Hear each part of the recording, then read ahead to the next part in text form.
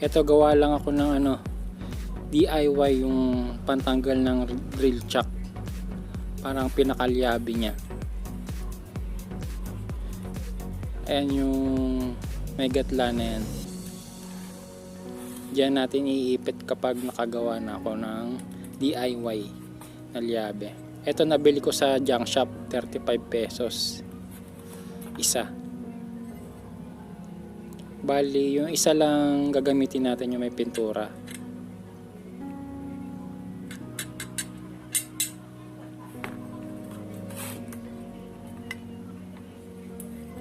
Ito yung natin dyan.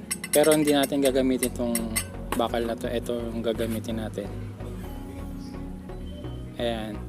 Bali, i-grinder ko to. Lalagyan ko siya ng pinakalyabi niya. Susukatan ko. Ito, sukatan ko lang yung niya, pinaka size sa may gatla niya.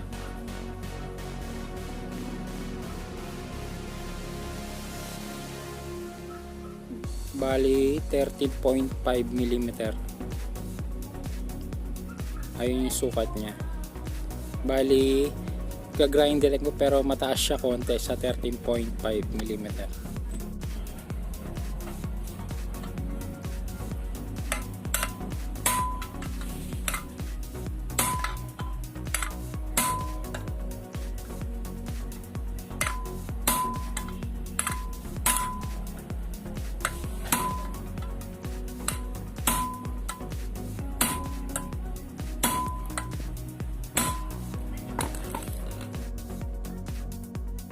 Ito na grinder ko na siya. Nalagyan ko na siya ng sukat. Itong pambaklas natin sa rail chuck. Ito yung sukat niya. 13.9 mm. Mataas sa 13.5. Para medyo kasyang-kasya. Ito yung pang-iipit natin sa drill chuck. Para pambaklas. Ito DIY lang to.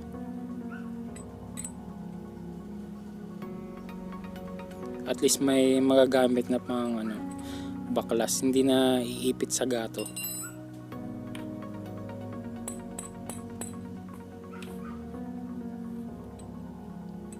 Tapos gamit naman tayo ng yung Allen wrench mamaya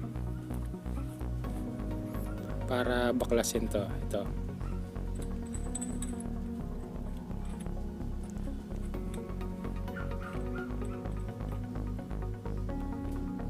Pag maigpit na, tapos paluwag.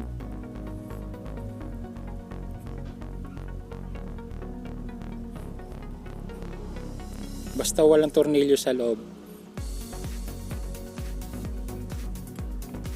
Yan, lumuwag na. DIY lang yan, yung pinakalyabi niya. Marami itong nabibili sa iba, junk shop eh. Ayan na ko na. Pati binapping ko na rin para halos kasya siya. Ito, may pang na ako, DIY. Pambaklas ng drill chuck ng mga barena.